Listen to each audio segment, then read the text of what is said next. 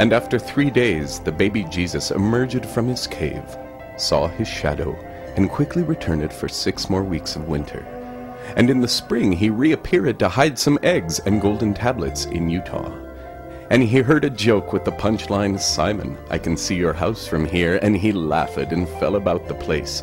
But in his mirth he pricked his finger on a spinning wheel, and fell he him asleep for 2,000 years, becoming entombed in a glacier of ice, only to be awakened by a massive earthquake on Christmas Day in the year 2000.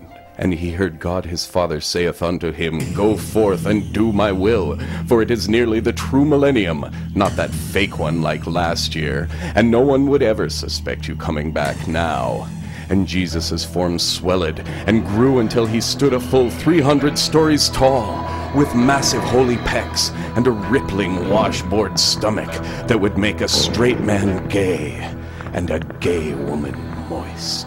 And he went forth with much gnashing of his massive teeth and smashing of his gigantic sandals, and unleashed he him the destructive power of his atomic eye beams.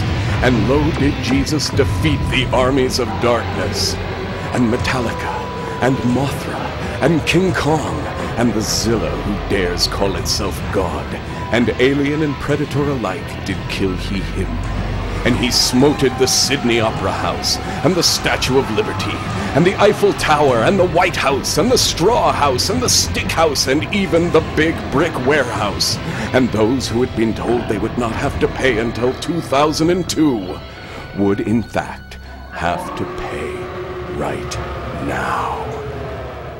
And Jesus called forth unto Santa and the 4 reindeer of the apocalypse, and together they delivered for Christmas not teddy bears and music boxes, but the risen dead and nuclear fallout. And Frosty the snowman did shake his head, and returned he him to Hoth, the planet from whence he had come. And lo, weeping for his sins, Santa gaveth unto Jesus the holy list of the naughty and the nice, for he had been subpoenaed, and was required by law to hand over the document. And the nice children were immediately vaporized, and beamed up to heaven, where they danced on streets of gold, and lived in ivory mansions, and were manicured and liposucked, and everyone was a movie star. And the naughty children were immediately vaporized, and beamed down to hell, where they crawled on streets of broken glass, and lived in squalor, and were forced to watch the movies starring the nice children of heaven, and paid they them $14 for a popcorn and a watered-down Mr. Pibb. And this, then, was the apocalypse, and it continued for 7 days and 7 nights. And on the 12th day, after the last of the naughty had been cleaned out of France, Jesus did eat a baguette, and didst instruct Santa to give the earth a good scrubbing, and not the way you would like it, but the way I would like it. And during the scrubbing, Santa didst find a small girl child hiding under a rock, who asked, "Santa Claus, why are you doing this?" And Santa spake unto her, "Listen, kid, I'm just doing my job. Ask Jesus." And Jesus spake unto her, "Listen, kid, I'm just doing my job. Ask God." And God spake unto her, "Shut up, kid." And it was so. And God didst decree that the earth should be left in the holy care of Moses and his amusing talking apes for 1,000 years, which is the equivalent of 7,000 ape years. And so Jesus returned to heaven, and was awarded Employee of the Month, and was given extra food rations, the special parking spot, and free time in the holodeck, where he didst lock the door. And once alone did he him suckle the holographic bosom of the holographic areola of the programmed 3-dimensional construct of the blessedly stacked Holy Virgin Mary. Thus ends Scroll the 3rd from the Lost Scrolls of Frosty.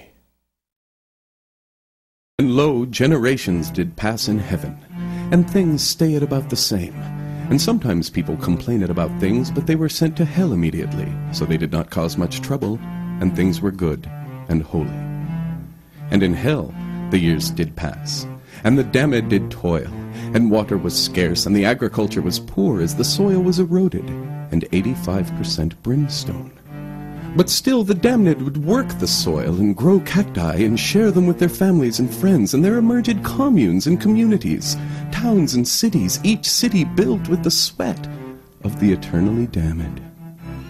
and eventually there came to be unionized labor, and a true one-tier healthcare plan, and statutory holidays.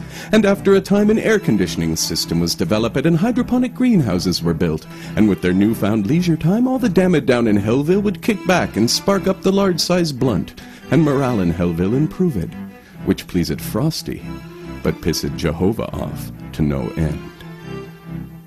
And each blistering, scorching Christmas, in comforting memory of Frosty, the great snowman, the denizens of the underworld would give presents to each other and sing in the town pentagram, and Satan would perform a puppet show, and all the damned down in Hellville did share the roast beast.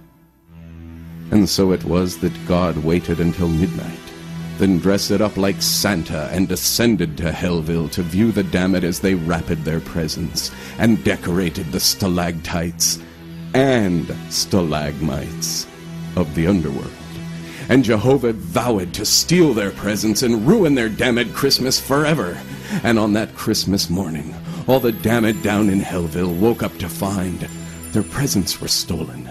Nothing left behind, no sticks, bats, or balls, no dolls, clocks, or horsies, no sniff-tamble bobbies, or one-dipple blorsies.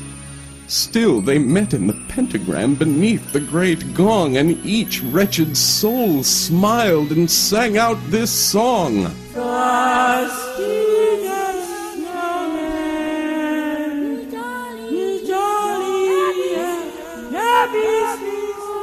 And as they sang, God sat with Santa, who had been unchained in order to pull the sleigh, and together they did sit high on a stalagmite and a stalactite, with the magic sleigh full of stolen presents.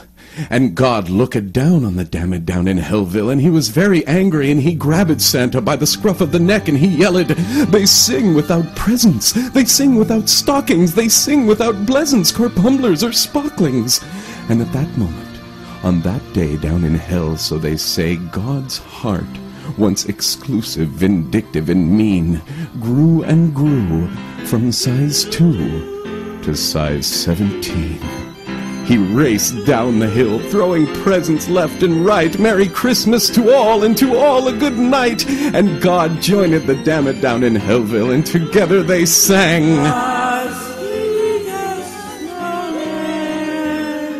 Then, as was foretold by the prophecies, Frosty the Snowman appeared, and hell froze it over, and everyone went ice skating and tobogganing, and that night at the big Hellville feast, God himself carved the roast beast. Thus endeth the lost scrolls of Frosty.